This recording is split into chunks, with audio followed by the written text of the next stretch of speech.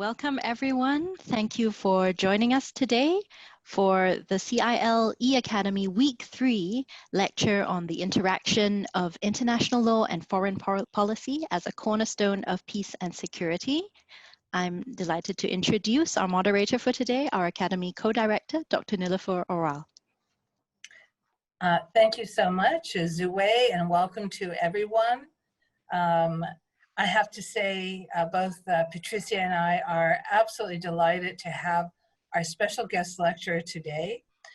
He is a very dear colleague from the International Law Commission and also one of our co-chairs on our study group on sea level rise in relation to international law, and in particular, my co-chair on the law of the sea portion. And he is also, I have to say, we're very privileged to have a foreign minister. So His Excellency Minister Bogdan Aurescu is right now Foreign Minister of Romania, and believe me, he has a very busy schedule. I follow him on Twitter. And so I cannot tell you how lucky we are that he's taking this time out of his very busy schedule to be with us. Just very briefly, he has a tremendous background in diplomacy. This is actually his second time being foreign minister. He's held other positions, high-level positions in the government. I know him particularly from his work as agent for Romania in a very landmark case, the Black Sea Maritime Delimitation case. But I also learned that he was chief negotiator for the Romanian-American Agreement on Missile Defense. He also teaches as a professor at the University of Bucharest. So we really have someone with incredible experience and knowledge to lecture us today. So dear Minister, the floor is yours. Thank you so much. Well, thank you so much, Nilufer. Thank you so much, Patricia, for inviting me to present this lecture. This is a great opportunity for me to speak before the eAcademy of the Center of International Law of the National University of Singapore. I had the privilege to be there in November last year, together with you and other colleagues, discussing very important issues related to sea level rise, our dear topic within the International Law Commission. And I cannot help in stressing the fact that this year was a very important year for us, for me and Nilufer, as co-chairs of the study group dealing with this very important issue for the work of the Commission, but also for the other colleagues, since we have presented the first issues paper of the co-chairs of the study group, and of course we are looking forward to debate what we have produced together with our colleagues, together with the member states in the sixth committee a little bit later this year. I'm very interested in learning the views of everybody on that. But the topic of my presentation is about the relationship between foreign policy and international law as factors for ensuring the security in international relations, international peace and security. Of course, this is a very far-reaching topic. It's a very complex topic, and it is very difficult to cover all facets of this very substantive issue. So I will focus on some of these issues from, on one hand, a Romanian perspective, because I cannot decouple myself from the legal school of thinking international law in Romania. At the same time, it will not be a purely international law presentation, because when we speak about foreign policy and international law, we have to take into account the evolutions taking place at the level of international relations. And we cannot simply ignore the current evolutions at the level of international relations. There are a lot of topics. Nilufer, you have followed me on Twitter, and you have seen that there are a lot of very interesting issues which have impact on international law as well. Whether we speak about maritime delimitation issues in East Mediterranean, And I do not dare speaking too much about that, and I will not before you. And at the same time, we have also very interesting evolutions in Belarus, aspects related to the institution of recognition of governments in international law, breaches related to human rights, fundamental freedoms, and so on. Before starting my presentation, I will briefly present to you the way the legal school of thinking international law in Romania sees the relationship between international relations and international law. Basically, I belong to a school of international law, which sees international law as based on values. We see that at the very basis, the very foundation of international law, there are the values of international relations in a larger sense. And we consider that the international relations in this larger sense, or whatever we have as interactions at the international level between various actors, not only states and international governmental organizations, but also many other actors. All this represents what we call the structural level. The structural level, this level is extremely important when we discuss about shaping international law, and very important when we discuss about the implementation of existing international law. So this is the structural level. The interactions, which are very dynamic, very intense at the level of international relations seen in a larger sense. On one hand, this is the structural level. On the other hand, we have the normative level, the level where the international law norms are being created. And we consider that there is a continuous interaction between these two levels, between the structural level and the normative level. We also consider that there is a third level, which is equally important, at least from my perspective as a professor of international law, which is the conceptual level. Basically, whatever happens at the level of the doctrine of international law, whatever the scholars in international law write, think, debate. And this is very important because sometimes this conceptual level is a sort of an intermediate level between the structural level and the normative level. Sometimes what is happening at the level of international relations in a larger sense needs translation, needs interpretation. In order for the normative level, where the law is being well created, understand what happens at the level of international relations. Because the purpose of international law, as everybody knows, is to regulate international relations, to bring order, to reduce anarchy in international relations. So in order to do that, whenever we create norms of international law, we have to take into account what happens at the level of the well, international relations, whatever happens in the structural level. And we believe that this interaction goes in a simplified way, of course. This is how I present it to my students during the first classes of international law, and this is going to happen starting with the 2nd of October, actually, next week. We say the following. So at the level of the structural level, at the level of international relations in a larger sense, there are, of course, a lot of relationships, a lot of well, links and interactions. And out of these links and interactions, well, the actors which are active at that level are pointing out certain important relationships, which are well, which have within their core certain values. Those values, in the views of these actors, need protection. And they are signaling the importance of those relationships and of those values to the normative level, either directly, and we have well, many instances because now of such well, signals at the level of international relations in a larger sense, because we have social media, we have internet, we have an abundance of pieces of news well, signaling such interest. Sometimes, alternatively, the conceptual level, the scholars, will take it up, interpret, write articles, books, hold conferences, debates, and so on, and they signal it to the normative level.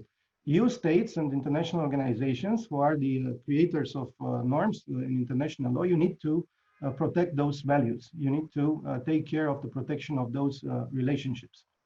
In our view, only when taking into account these signals coming from the structural level, the normative level can create sustainable norms. If the norms which are being created, either through the process of negotiating a treaty or in the process of formation of customary international law, and we know how difficult it is sometimes to create a customary norm of international law, even if nowadays, the time span in which a custom is being created is much reduced due to the frequency of practice at the level of states and international organizations. Whenever you take this job seriously and you want to create a norm, you have to take into account what the structural levels of the international relations in a larger sense point you that these are important values that need protection. So this is what we call the social factor of shaping international law. A material source of international law, which is placed outside the legal field, the legal realm, but which is very important when you take into account the process of norm creation. When you start the process of norm creation, you need to take into account the social factor. And it is my view that this social factor is the most important factor when we speak about norm creation. The other factor is the power, and this is being, of course, this is being noticeable. It is noticed at the level of the normative level, because whenever you start creating the norm together with other states and international subjects of international law, you exercise power to a certain extent. You exercise power through the form of what? Foreign policy, and this is the topic of our discussion. Foreign policy in relation to international law means, in fact, exercising the form of power, which is, of course, dressed in what we call political will of states.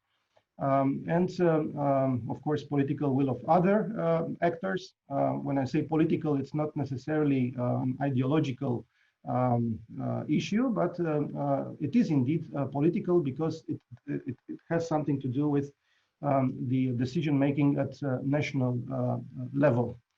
And foreign policy is also about foreign policy objectives. We have all of us in various states, we have national interests, national objectives, and we try to achieve them. We try to realize them through various means. And one of these means, of course, is the norm creation in international law. And this is where the debate starts, and my presentation starts. I will try to make a presentation where it will be clear, I hope, what is the relationship between the social, the political factor through foreign policy in the process of norm creation, and of course, international law. Foreign policy does not only cover, of course, the creation of norms, but also the implementation of norms of international law. And it is my belief that any foreign policy should be accomplished in accordance with existing international law. You cannot have a sustainable foreign policy outside international law. You cannot breach international law and pretend that you have a sound foreign policy. And this is, of course, a matter of interpretation of existing international law, and of course, interpretation is followed by implementation of those norms. Well, so let's see where we are right now. We can see that in the current international relations, especially in the very recent period, we have witnessed a lot of challenges to the current international order. And we have to acknowledge these new circumstances which shape the life of people, of states and other actors which are active at the level of international relations in the structural level. Over the last month, this coronavirus pandemic and the multi-level crisis that followed forced us to change habits, to change routines, not only on a personal level, but also on a professional level. That's why we are now meeting online and not in physical presence. Analysts are already talking about a so-called new normality. We don't like this new normality, although we have no other option right now. We had to rapidly adjust to this new normality while finding new and innovative solutions for the problems encountered. And even if we consider the coronavirus pandemic as one of the major crises of our generation, if we speak in historical time, it's just one of the numerous crises or transformative events the humankind faced. So we had revolutions, the industrial revolution, the cultural, the scientific, various types of revolutions. We had previous types of pandemics, and we had, of course, wars and conflicts.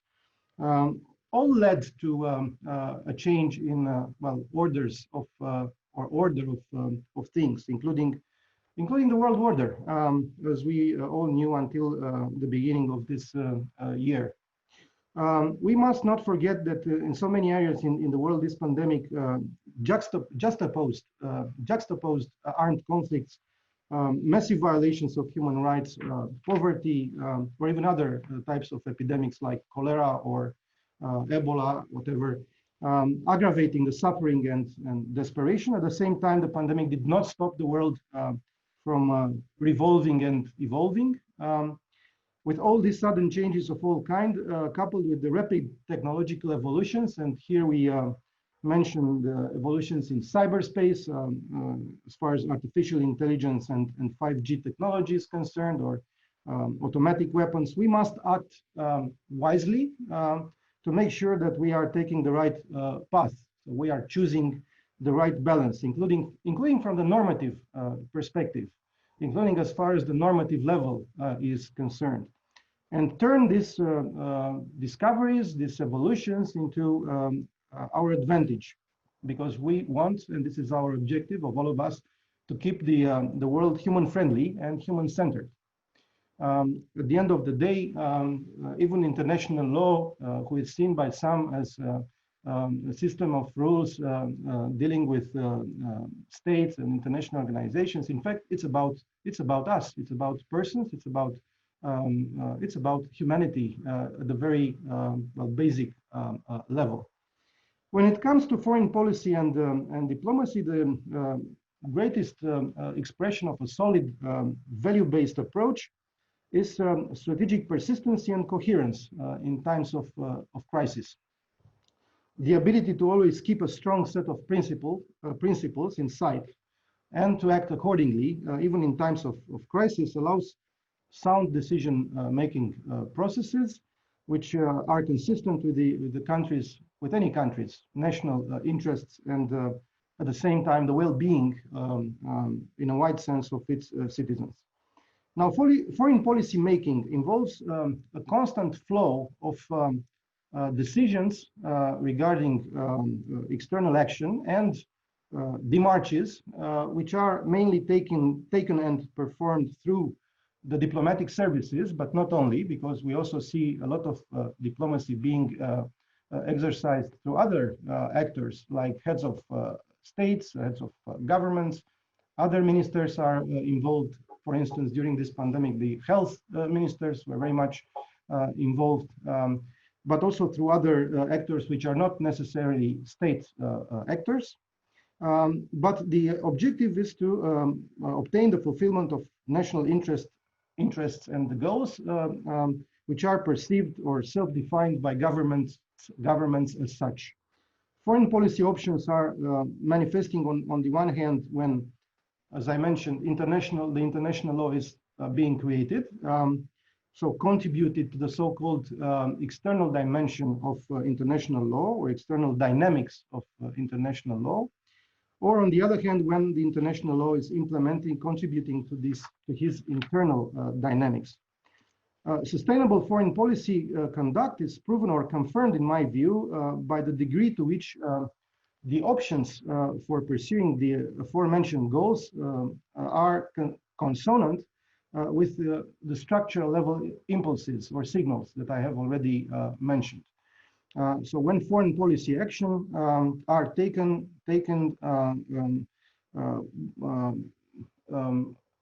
and the goal is, of course, the creation or adaptation of international law, having in mind this structural level impulses.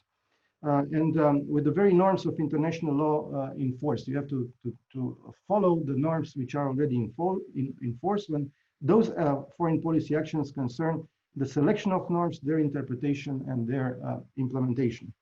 In real life, international law is an efficient instrument almost all the time. I wouldn't say all the time, but almost all the time, for the fulfillment of foreign policy objectives, both through its creation and through its implementation. This is why I believe that the practice of some foreign ministries to consider their international law departments as some sort of technical departments is wrong, because I do not see the process of norm creation or implementation of international law, but with a certain political factor involved. As suggestively shown in 1960 by Professor Giraud, and I quote, law is politics that succeeded. This was mentioned in a contribution of Professor Giraud in a volume dedicated to the work of Professor Bogdan. The same was mentioned, for instance, by Professor Rosalind Higgins. She mentioned, for instance, that political considerations represent an integral part of the decision-making process that is international law, based on shared interest and for the goal to promote shared values. Taking into account the influence of politics on shaping international law, Professor Higgins considers that political power should not be viewed as hostile or inherently hostile to international law, but as an integral part of it. At his turn, Professor Pelé, that you all know, considers that the process of creating international law is, to a large extent, if not exclusively, a political endeavor. Well, I don't think that it is exclusively a political endeavor, because, as I mentioned before, I do believe that the social factor and the signals coming from the structural level are even more important than this, but they need to be consonant, the political approach and the values which need to be protected in accordance with these signals coming from the structural level. With a different enunciation belonging to Professor Henkin, he mentioned this in 1989 in his course before the Hague Academy of International Law. He said, law is politics. The distinction between law and politics is merely a half-truth, as the law is made by political stakeholders, not legal experts, he said, through political processes to meet political goals. International law is the normative expression of a political system, a product of the international political system. Well, when we have to start, when we start to have and face problems, so the problems occur when there is a confrontation, as I mentioned, between the political options, which of course imply the exercise of political power, translated into normative and regulatory decisions, and the shared interest and values signaled at the structural level. And this confrontation may generate tensions, which subsequently produced differences and even antinomies between the international law as it should be, the lege ferenda international law, comprising shared interests and values that I have mentioned, and the international law that actually resulted from those political options, or between the aforementioned political options and the international law enforced, the lege lata international law, which corresponds to those shared interests and values, when they are ignored. When this international law enforced is ignored, breached, or interpreted in a way that does not observe the substance and purpose of the norm. There is also an interesting work of a Romanian professor, George Sofronie, who showed in 1940 that there should be no antagonism between international law, whose mission is, in his view, to always ensure international harmony, he said at that time, and international politics, which should prepare and facilitate the development of international law. Now, in the current post-Cold War era, the situations in which states exercise their power as part of foreign policy actions in a manner which is contrary to international law, whether it is future, the lege lata, or the lege ferenda international law, are relatively often. And we have commented a lot on various situations when foreign policy actions are contrary to the current international law, or with the what international law should be in accordance with the values which are pointed out by the structural system. These situations represented either are represented either by breaches of norms in force or by failure to adequately regulate new norms. Without doubt, this phenomenon is not new. It has been marking international relations since the very beginning. But in our times, this phenomenon can perhaps be explained by the contemporary structure of power relations and by the fact that international law is still searching for the most appropriate ways to respond to the challenges of nowadays international relations in order to fulfill its essential role of putting international relations in due order. Because we have a lot of transformations, and these transformations of the parameters of international relations after the Cold War era were so dynamic. I usually tell to my students that if we are to compare international relations and international law in a plastic way, we may see international law as a picture, while the international relations are a movie, because everything is happening in such a speed at the level of the structural level, at the level of international relations in a larger sense. And international law is trying to cope with these challenges, trying to regulate what is important in these new evolutions, trying to respond to these challenges. But sometimes the speed of our response is not well matching the dynamics of what happens at the level of international relations. And probably that's why we have, and we had these very interesting discussions when we have commemorated the activity of the International Law Commission 2 years ago, right? Well, why the International Law Commission is so slow sometimes in responding to what the international relations are putting on the table. Let's hope that, well, in the future, our speed will increase. The way our topic, sea level rise in relation to international law, evolved on the agenda of the International Law Commission is an example of a speedy way to well, take up a topic and try to see what normative effects we may find, and what conclusions we may propose in order for states to be able to cope with the challenge related to sea level rise, to climate change, and so on. So the crisis that we are all currently experienced has challenged individual nations, has challenged our global system of alliances, to some extent challenged the core principles and values that drive foreign policy priorities in the case of democratic nations.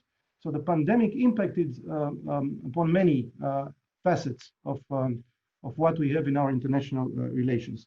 We had no early warning or foresight mechanism to predict the intensity of the current crisis. We are still assessing its long-term impact. This process has pushed all diplomatic services around the world, including the Romanian one, to step up the efforts in making a reflection process and drawing the lessons learned out of this crisis in order to adapt the mechanisms, the instruments, the behavior, and this might have an effect also at the level of the normative efforts. In this difficult, unpredictable, and fluid context, all efforts to adapt without sacrificing foreign policy commitments and national interests are part of a learning process at all levels, and come down to one simple principle. To adapt is not necessarily to change the fundamentals of foreign policy, but to impose improvements to those instruments that have proven less efficient, in order to make them more efficient and to be able to respond to such challenges better in the future, in the near future if possible, because this crisis did not end yet. In the case of Romania, the current crisis has strengthened our awareness of how important it is to preserve the fundamental pillars of our foreign policy. In our case, it's about increasing our country's role and profile within the European Union, within NATO, while developing and deepening our strategic partnership with the United States, but also in terms of the inherent attachment of my country to international law and rules-based global order, to multilateralism, and to democratic values.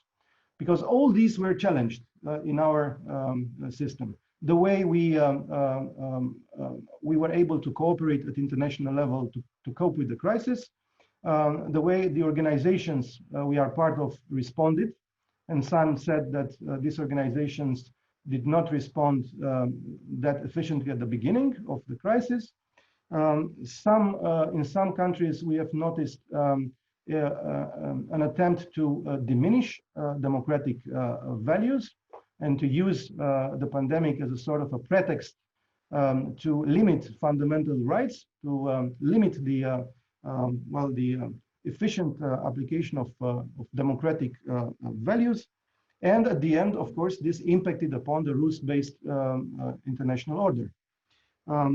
The lessons drawn by my country from this current crisis are bound to our understanding of the interaction between foreign policy and international law, which also define our commitments at regional, European, and multilateral level. And one of the first lessons we have drawn from the crisis was the importance of an efficient, innovative, and pragmatic multilateral system. We need to uphold and to improve, well, wherever and whenever is needed, the multilateral system that we have. Because the pandemic has exacerbated the complex and permanent interdependence between national and foreign policy making, which could also be translated as the interdependence between the need to ensure the security of states and citizens on one hand, and the way we see our borders with other countries. Security must be analyzed in a larger sense to include also aspects which were not considered as part of the concept of security. For instance, the issue of health systems and health standards. The consideration of health security and human dimension of the crisis has also determined, and this is, I think, another important lesson learned, that unilateral action is not sustainable in times of crisis.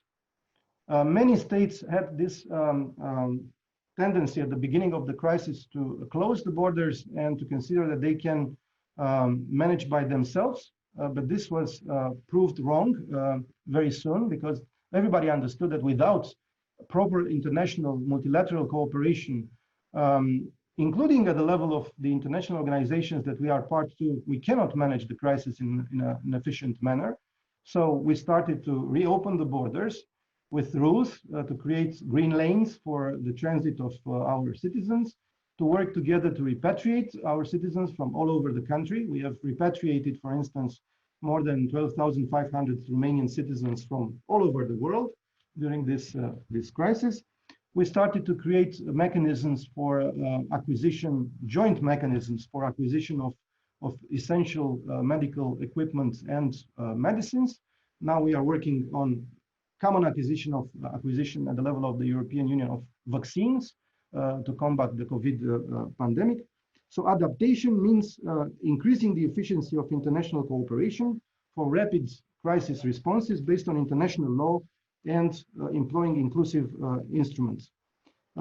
If we take I have given you the example of NATO. Now I'm giving you the example of EU. Now I'm giving you the example of NATO, which played also an important role in managing the effects of the pandemic by putting at the use of allies instruments like the strategic airlift capability. We managed Romania to use to be the first ally to use this mechanism by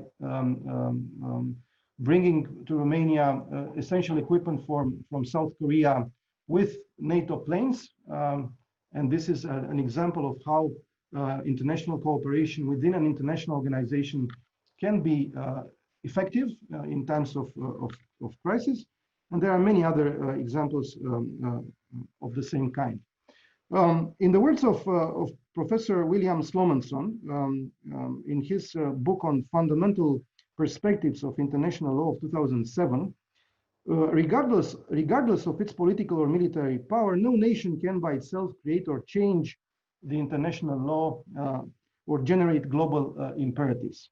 A multilateral approach of unprecedented scope, he said, is needed based on a strategy to achieve cooperation and compromise on behalf of states with different political characters and cultures, as well as on behalf of certain international institutions and non-governmental organizations.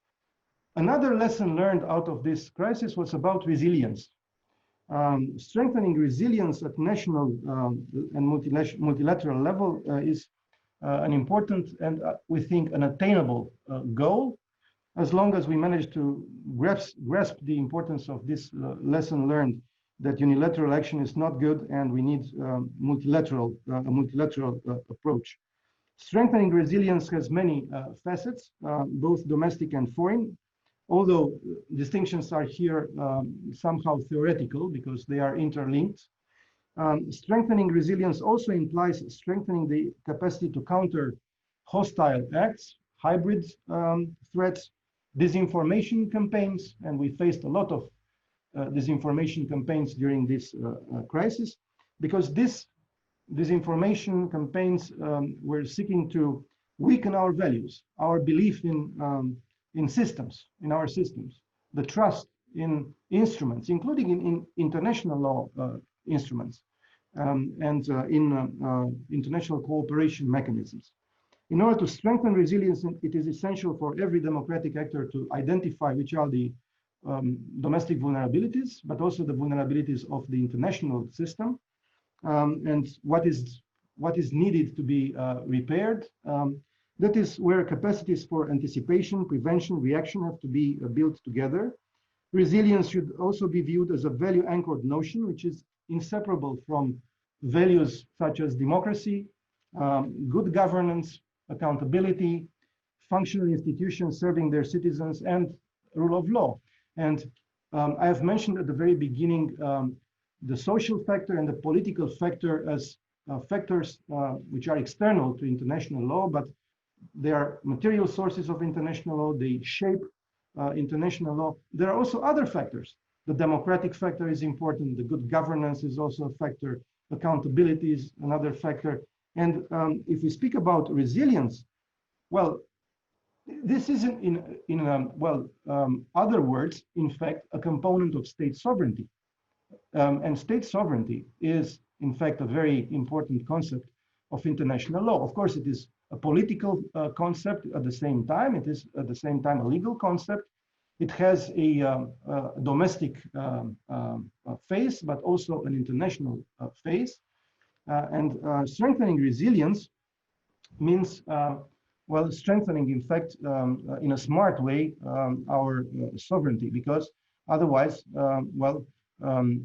sovereignty will be eroded as a basis for international norm creation and international norm implementation.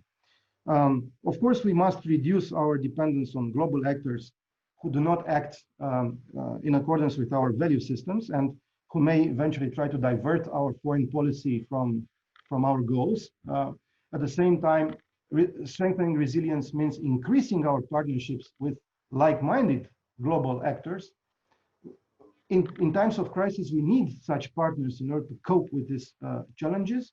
So this is where we are. Sovereignty cannot only be seen in terms of legal a legal concept or term, but we need to see all facets of sovereignty, because this is such an important concept for international law. We must focus on strengthening relations with the organizations that we consider important in order to preserve our system of values. I mentioned the importance of multilateralism. I think it's important also to stress the role of the United Nations in that respect. An effective foreign policy, a more efficient multilateral system, and a consolidated resilience are goals achievable only under the rules-based international order. And this is only determined by international law.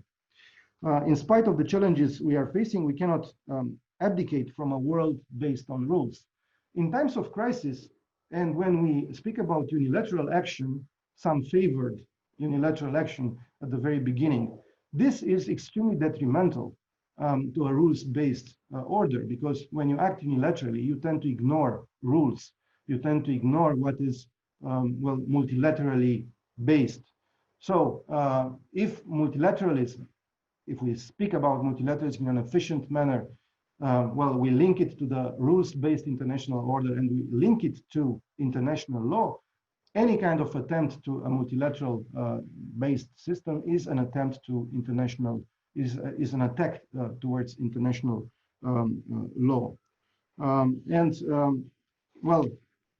Bypassing or breaching international law perhaps are not meant per se to destroy the international law system. But if we take a look at the words of Professor Tomushat, the conduct of major powers is closely followed by all states, and negative precedents are easily mimicked.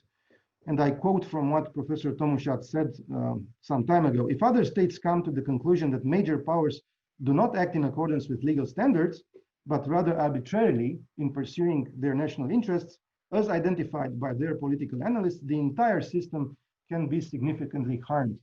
And I have another interesting quote from Professor Thomas McShane.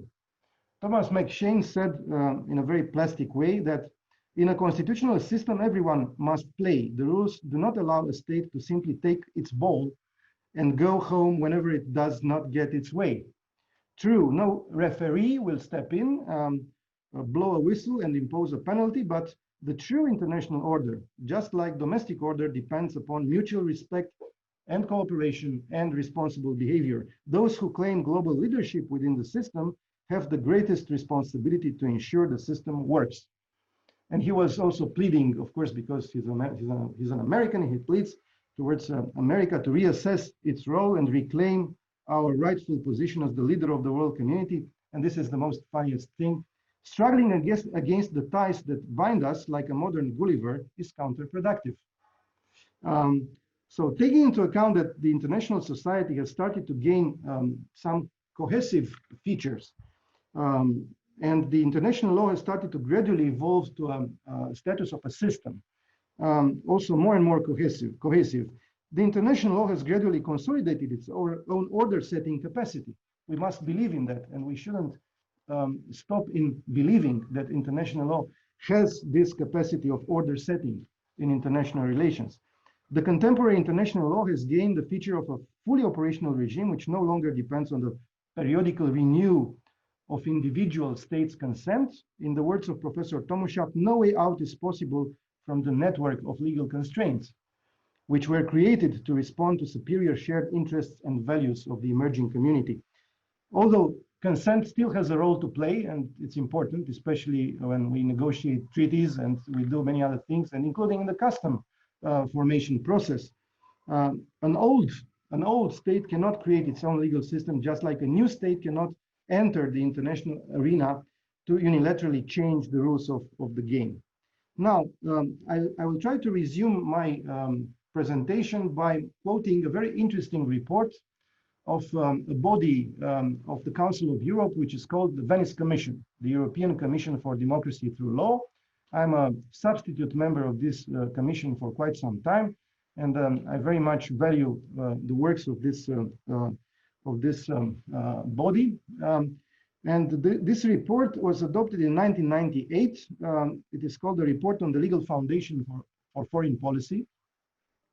And it says that foreign policy, although serving the national interest in the broadest sense, is no longer left entirely to the discretion of governments, but obeys certain legal rules, which are in a sense its foundations and which represent limitations of states' freedom of action in the interest of the international community and of all countries belonging thereto. The legal foundations of foreign policy are therefore made up of both rules of international law and rules of domestic law. The report mentions that it is only natural that foreign policy should first and foremost be governed by international law, the very purpose of which is to regulate interstate relations. States, as members of the international community, enter into an obligation to conduct their foreign policy with due regard for and in full compliance with international law. The report also shows that the primary focus of the foreign policy of Council of Europe member states, because this is a body of the Council of Europe, and like-minded states should be to defend the democratic ideal and all that it entails, the rule of law and the protection of human rights and individual freedoms. The Commission recommends that states in the conduct of their foreign policy respect and implement international law in good faith, use Cogent's rules, treaties binding them, customary law, general principles of law, and binding decisions of international organizations, and in particular the three principles defined by the report as fundamental for the international legal system: the resolution of international disputes solely by peaceful means, refraining from the threat or use of force in international relations, and compliance with the resolutions passed by the UN Security Council in matters related to collective security. Furthermore, the Commission recommends states in their mutual relations to act in accordance with the principles and rules of friendly neighborly relations. In the opinion of the Venice Commission, these obligations must be observed by all states. Actually, let me tell you that this body of the Council of Europe does not include only member states of the Council of Europe, but it has now some 60 members from all over the world, from Latin America, from Asia, from Northern Africa, and well, Middle East. So these obligations must be observed by all states as they serve a higher legal interest of the international community, which is that of restoring global peace and security. Last but not least, the Commission recommends that in determining their foreign policy, states shall take due account of the essential values on which they are founded: democracy, rule of law, and protection of human rights. So I will stop here, even if I have a lot more to say. I was prepared to discuss about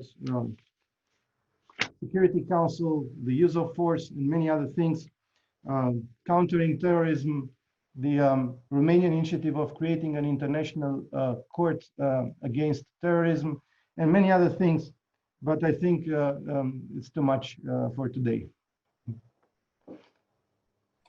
Well, thank you so much, Minister Aurescu. I have to say that you gave us a tour de force of a lecture that I think has raised so many interesting issues. But what has really struck me is just the very, it shows your side both as an academic, but of course as someone with years of diplomatic experience, bringing together two aspects, foreign policy and international law, that often I think is treated quite separately, actually, and just the dynamics between the two. And you've given us such a rich discussion, from bringing us from kind of the theoretical aspects into the current situation we're in, the pandemic, and all the challenges it brings. And I have to say, there may be some questions, I will take the questions, but one thing that strikes me is that you mentioned that we've gone through revolutions, wars, other pandemics, but this pandemic, what will be the influence it does have, because it has challenged many values. And I think the emphasis you gave on values, value-driven system of international law and foreign policy is important, but not necessarily perhaps shared by all. And I think the pandemic may have revealed some of those gaps, but we'll see what will happen. Anyway, I can go on and on. I'm not going to, because I want to look at some of the questions we may have on this. Oh, I see it was a comment. Well, I invite, we don't have a lot of time, but I do invite questions from the participants. But one, oh, yes, Marcus, please, a live question, wonderful. Thank you very much, Excellency, for your presentation. I think we've all learned a lot from this. I was particularly interested in your comment about how unilateralism actually is an attack on international law.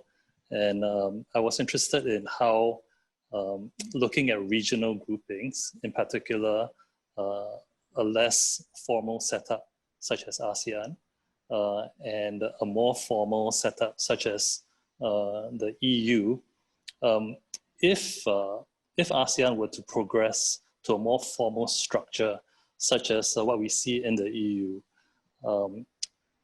bearing in mind we shouldn't be throwing out the baby with the bathwater, what lessons would there be? What cautions would you give to ASEAN if we were looking to move towards a more formal structure?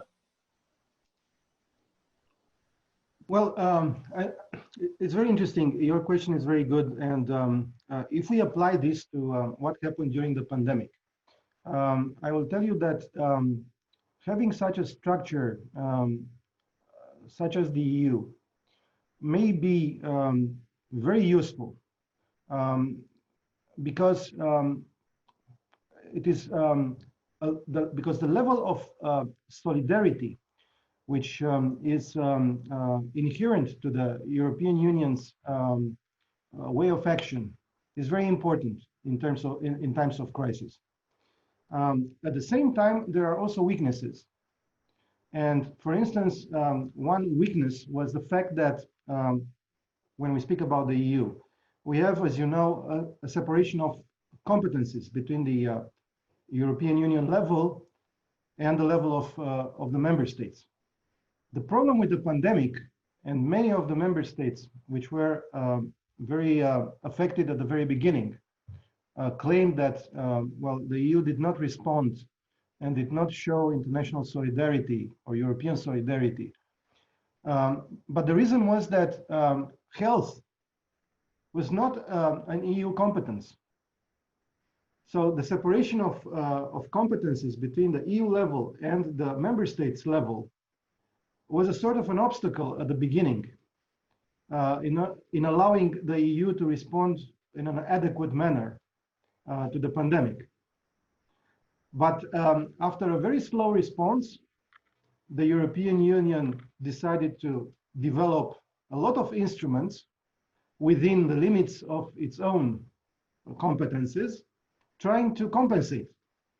And we have created a mechanism which is called RescEU, and Romania was the first EU member state to host such a mechanism, which is in fact about acquiring equipment on behalf of more states and distributing them to other states, created rules related to, for instance, economic deficit, allowing us to spend more money on health without increasing too much the deficit ceiling. Created mechanisms related to, or in fact, we had such a mechanism, but it was improved. A mechanism related to the repatriation of the EU citizens abroad. There is a civil protection mechanism which allows us to jointly rescue European citizens from all over the world. Created an economic recovery package, which is very substantive, and it was recently adopted, allowing us to stimulate our economies to recover. And we are allocating more money to what we call the Union of Health. So we are developing, well, the competencies of the Union. It might be needed, perhaps, I don't know, we will see. There are analyses going on to see whether we have to change the fundamental treaties of the Union in order to adapt, to these new circumstances and create more competencies for the Union as a whole in the health area. I think it's, at the end of the day, I think it's useful. So from my perspective, if you put aside and you try to avoid, the bureaucratic aspects, which we in Europe, say that sometimes are too exacerbated, well, it is very useful when you have to deal with a crisis, because it's easier when you're not alone. And there is also a discussion going on, and this is another lesson learned, the relationship between the resilience of the member states and the resilience of the Union. Because leaving apart this discussion about the competence of the Union and the competence of the member states, which is related to the principles of subsidiarity and other principles. It is important to understand that the Union will be more resilient if the member states will be more resilient in terms of coping with a sanitary crisis. At the very beginning, we were not able to show solidarity to the other states because we did not have the necessary equipments, the necessary facilities for production of equipments, the necessary mechanisms for shipping those equipments to those in need, who are needing more than us. So everybody tried to improve their national resilience, and based on the national resilience, which is increased, we will have a better resilience at the level of the Union. But the Union has to play a role in that, because the national resilience should be done not everybody by itself, but in accordance with standards which are set at the level of the Union. So there is a interaction which is going on all the time between the state level and the Union level. And what we want out of this crisis is to make the Union more effective in coping with the crisis itself, but also with the effects of the crisis on economy and on, of course, social issues. Thank you very much. Yeah, I think that the EU initially looked fragmented, but your explanation shows that at the end of it will actually be, hopefully be stronger. And I think one can't help but think of what's going at the global level. Obviously the World Health Organization, and whether we will be able to at the end build resilience or unilateralism, particularly as we know the US is withdrawing and all that. So, but I think the EU hopefully will actually show how those lessons learned will actually strengthen multilateralism, not just at the regional level, but at the global level. I have another question, and this is from Evgenia, and I think she's very much reflecting on the questions of value-based system, and she would like to ask you if there is a healthy balance for an international lawyer, either practitioner or scholar, between loyalty to the values of international law and to one's state's values and interests, should they not necessarily coincide with the interests and impulses of the people of the state is supposed to represent, and where that balance might lie. You may see that question as well in your chat box. So it's an interesting question. Well, indeed, it's an interesting question. And at the very first sight, you may think that, well, there might be such contradictions. And it's natural. For instance, if you are a lawyer specialized in international law and you work in the international law department of the foreign ministry, of course, you know which are the values of international law. You know which are the values of well, international relations. At the same time, you have specific objectives, and your boss asks you to tell him or her what are the means to achieve those objectives. And what you can do? Well, you can put the options on the table, because all lawyers can argue almost everything, and make whatever action of the respective state to be seen as in conformity with international law. This is what we do all the time. But at the end of the day, a state which pursues its own foreign policy objectives, while ignoring the basic norms and principles of international law, cannot succeed in the long term. No solution can be achieved, no sustainable solution can be achieved in the long run by ignoring the fundamental values of international relations and international law. Perhaps you may succeed, well, for a very short period of time, but in the long run, these are not sustainable solutions.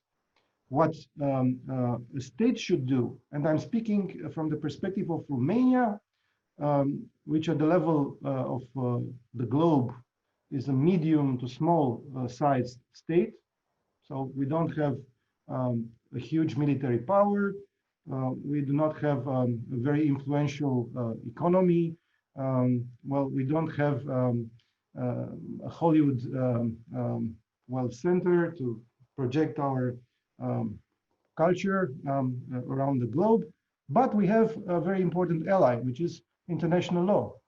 And if you take a look in all well, government programs of Romania, you will see that the Romanian foreign policy has at its core the respect for international law and the use of international law instruments. International law for a medium-sized state in the world can maximize in an exponential manner the way you can achieve your national interests. So instead of tricking international law norms, instead of thinking how to avoid the implementation of international law, I think it's much better and more efficient to use the instruments of international law in order to achieve your interests. And you have mentioned the case of maritime delimitation in the Black Sea between Romania and Ukraine at the International Court of Justice. Well, I can tell you that, well, we have negotiated for more than 40 years with the Soviet Union, with Ukraine. We were unable to reach an agreement. This issue was very politically charged. It was on each and every talking points, the first topic to be addressed by the political leaders, by the prime ministers, by the foreign ministers, by everybody. Well, when we decided to use the International Court of Justice, which is the most important court in the world, well, things were solved, and they were solved in accordance with international law in a manner which was accepted by both states as being correct and corresponding thus to both states' national interests. So use international law. Don't try to breach international law. Don't try to avoid the implementation of international law. And this is the best lesson the best advice I can give to everybody who's asking about that. Well heard. Don't breach international law, even it's a little bit. I think that seems to be a case in these days, a small breach of international law in some country. I will not mention. But thank you so much. Unfortunately, this wonderful lecture went by so quickly, and we've actually come to the end of our time, which is, we really wish that we did have enough time to let you complete and talk about all those other issues. So I'm hoping that next time we can bring you back for part 2, even part 3. But you really have given all of us, myself included, I just think it's a very different perspective, an important perspective, and particularly now as our values are being challenged. The way we do international law is being challenged. You're living it. The UN General Assembly is empty right now. We just see heads of state giving pre-recorded videos. So this is a different time, but hopefully the lessons learned, and I think building resilience, respect of multilateralism, these are so important that at the end of this is what we will see. And your lesson is well taken. And I think we all want to give you a very big applause virtually for this fantastic lecture, an hour together. And I know Patricia and I are so grateful again, taking this time from your very busy schedule. So thank you so much, Minister Aurescu. Well, thank you so much for allowing me to be together with you, and it was a pleasure for me to be with you. Well, it was a well-deserved break from my current daily duties. So thank you so much for giving me this break. Thank you. Thank you. Happy to have Thank done you. it.